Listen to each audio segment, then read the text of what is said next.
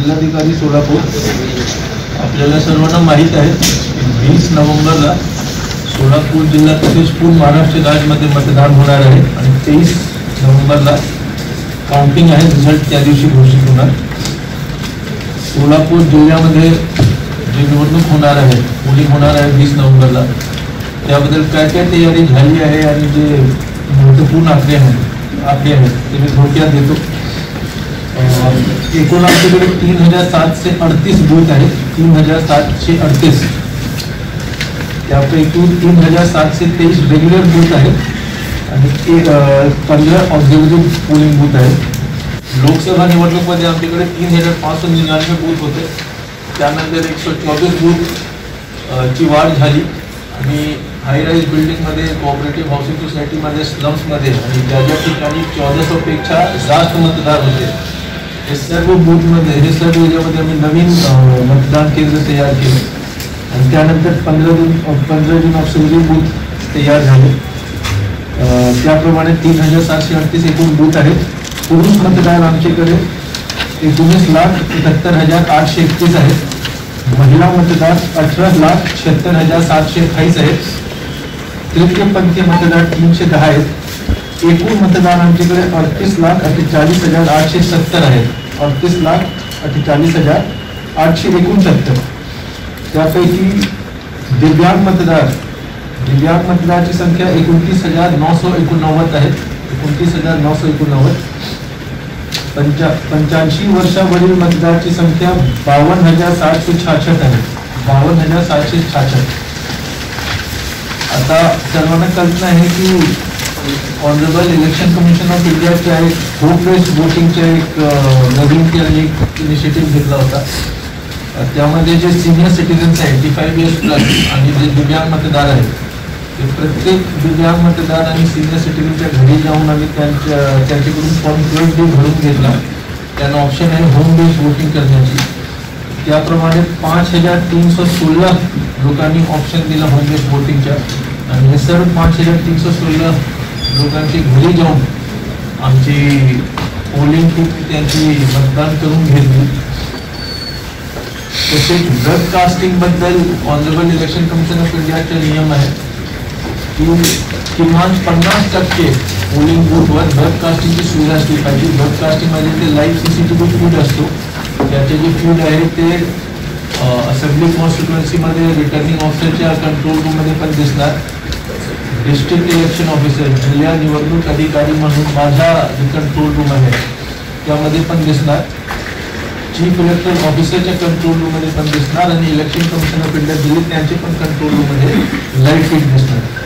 किमान 50% प्रमाणे जवळपास 1875 बूथमध्ये आम्हाला वेबकास्टिंगची व्यवस्था करायची होती. आम्ही 50%पेक्षा जास्त बूथमध्ये वेबकास्टिंगची सुविधा केली आहे. एकूण 2305 मतदान केंद्र आमचे वेबकास्टिंग मध्ये कव्हर होणार. त्याची लाईव्ह फीड आम्हाला दिसणार. एकूण जसं मी सांगितलं 3738 बूथमध्ये शहरी भागात 1183 बूथ आहेत आणि ग्रामीण भागात 2555 बूथ आहेत. आता हा जो पूर्ण निवडणूक प्रक्रिया आहे त्यामध्ये एकूण बॅलेट युनिटची संख्या, बॅलेट युनिट वापर होणार आहे त्याची संख्या 6469 आहे. 6469. कंट्रोल युनिटची संख्या 4541 आहे. ते रिझल्ट पकडून मी सांगतो 20% रिझल्ट पकडून. आणि व्हीव्हीपॅटची संख्या 30% व्हीव्हीपॅटची रिझल्ट पकडून 4914 आहे. एवढे CU, BU आणि व्हीव्हीपॅटचा वापर होणार आहे. त्यामध्ये हा जे आकडा मी सांगितला त्यामध्ये रिझल्ट जे CU आणि व्हीव्हीपॅट आहे ते पण इन्क्लुडेड आहेत. आता उद्या सर्व जे पोलिंग पार्टीज आहेत ते त्यांचे घरीतून सकाळी निघून जवळपास 10, 11, 12 वाजेपर्यंत डिस्पॅच सेंटर पोहोचणार. प्रत्येक मतदारसंघामध्ये, प्रत्येक असेंब्ली कॉन्स्टिट्युएन्सीमध्ये हेडक्वार्टरमध्ये आम्ही डिस्पॅच सेंटर आणि रिसिव्हिंग सेंटर तयार केले आहे. सर्व जे पोलिंग पार्टीज आहेत ते उद्या त्या ठिकाणी पोहोचतील. त्या ठिकाणी मशीन घेऊन त्यांचे अटेंडन्स होऊन त्यांना एक शेवटची एक शॉर्ट ट्रेनिंग देऊन आणि त्यांचे ताब्यात मशीन देऊन त्यांना जेवण करून आम्ही त्या ठिकाणी त्यांना बूथसाठी रवाना करू. सोलापूरमध्ये रोड नेटवर्क चांगलं असल्यामुळे आमची अपेक्षा आहे की जवळपास 4, 5, 6 वाजेपर्यंत, लेटेस्ट 6 वाजेपर्यंत सर्व जे पोलिंग पार्टी आहेत त्यांचे केंद्रावर पोहोचतील आणि त्यानंतर त्यांचे मशीन सेटअप करायचे ते सेटअप करतील आणि परवा सकाळी 7 वाजेपासून वोटिंग सुरू होणार. वोटिंगच्या जे वेळ आहे ते सकाळी 7 वाजेपासून संध्याकाळी 6 वाजेपर्यंत असतं. 6 वाजे जे लाईनमध्ये आहेत, रांगमध्ये जे उभे आहेत त्यांना पण वोटिंग करण्याची, मतदान करण्याची संधी मिळेल. पण 6 वाजेनंतर आपण मतदान केंद्रामध्ये प्रवेश करू शकणार नाही.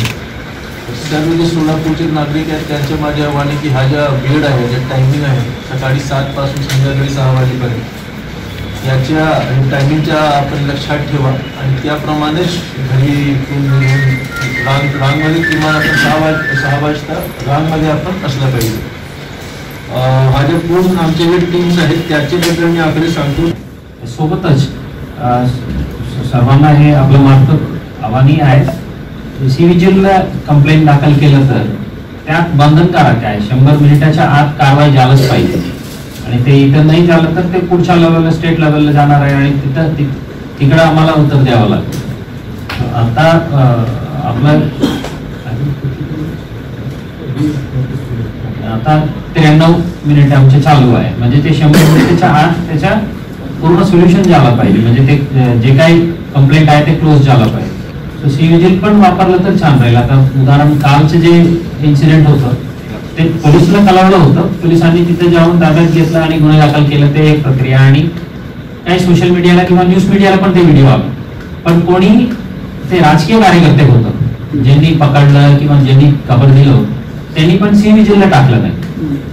ते सिव्हिजिलला टाकलं तर ते ऑफिशियल चॅनल ऑफ कम्युनिकेशनला येईल आणि कारवाई करणे ते ऑन रेकॉर्ड बंधनकारक होऊन जात आहे. तर त्याचा केलं तरी बरं आहे. इव्हन हे जे बॅनर लावलं किंवा प्रचार करत आहेत किंवा अशा काही पॅकेट देण्याचा प्रयत्न करतात, हे सर्व गोष्ट सिव्हिजिलला टाकलं तरी चांगलं राहील. अदरवाईज 112 चालू आहे आणि आमच्या सर्वांचा नंबर पब्लिकला ओपन आहे. डिस्ट्रॉय केलेली आहे. NDPSच्या आपण 4 केसेस केलेल्या आहे ड्रग्सच्या आणि त्याच्यामध्ये 13,60,000चा गांजा पकडलेला आहे. आपण 11 आर्म्स ॲक्टच्या केसेस केलेल्या आहे मॉडेल कोड ऑफ कंडक्टच्या दरम्यान. त्यामध्ये आपण 6 देशी पिस्टल आणि 6 राऊंड आणि 8 कोयते, 35 तलवारी अशा जप्त केलेल्या आहे. असं आपण एकूण मॉडेल कोड ऑफ कंडक्टच्या दरम्यान 2,21,00,000चा मुद्देमाल जप्त केलेला आहे. त्यानंतर प्रतिबंधक कारवाईमध्ये आपण जवळपास 10,586 लोकांना नोटीस दिलेल्या आहे BNSS 126-129 अंतर्गत. त्यामध्ये आपण जवळपास 7,489 लोकांचे इंटरमध्ये फायनल बॉन्ड घेतलेले आहेत. आपण महाराष्ट्र पोलीस ऍक्ट अंतर्गत 56 प्रमाणे 20 लोकांना हद्दपार केलेला आहे, 55 प्रमाणे 6 टोळ्यांना हद्दपार केलेला आहे आणि 57 प्रमाणे 3 लोकांना हद्दपार केलेला आहे. मुंबई प्रोहिबिशन ऍक्ट 93 कलमांतर्गत आपण 234 लोकांचे बॉन्ड घेण्यासाठी माननीय कलेक्टर यांच्या अधीन जे SDM असतात त्यांना आपण दिलेले आणि त्यांनी बॉन्ड घेतलेले आहे. आपण या मॉडेल कोड ऑफ कंडक्टच्या दरम्यान 2 MPDAच्या कारवाई केलेल्या आहे आणि वर्षभरामध्ये 9 MPDAच्या कारवाई केलेल्या आहे. तर अशा पद्धतीने आपली जप्तीची आणि प्रिव्हेंटिव्ह ॲक्शनची कामगिरी या मॉडेल कोड ऑफ कंडक्ट दरम्यान झालेली आहे. अजून 163 टीम जे जुने 144 होतं CRPC, तर असे काही व्यक्ती आहे की जे उपद्रव करू शकतात. असे व्यक्ती आयडेंटिफाय करून आपण 1206 लोकांवरती संपूर्ण ग्रामीणमध्ये 25 पोलीस स्टेशन अंतर्गत 1206 लोकांवरती 163 टीमच्या कारवाया करतो आहे. त्यांना आपण त्या दिवशी किंवा 2-3 दिवस या 3 दिवसासाठी आपण हद्दीच्या बाहेर जायला आदेशित केलेलं आहे आणि फक्त 2 तासासाठी ते मतदान करण्यासाठी आपल्या आपापल्या बूथवरती जाऊ शकतात. एवढी सगळी कारवाई ग्रामीणमध्ये करण्यात आली. दर्शन मराठी चॅनलला सबस्क्राईब करा, बेल बटनला क्लिक करा व लाईक करायला विसरू नका.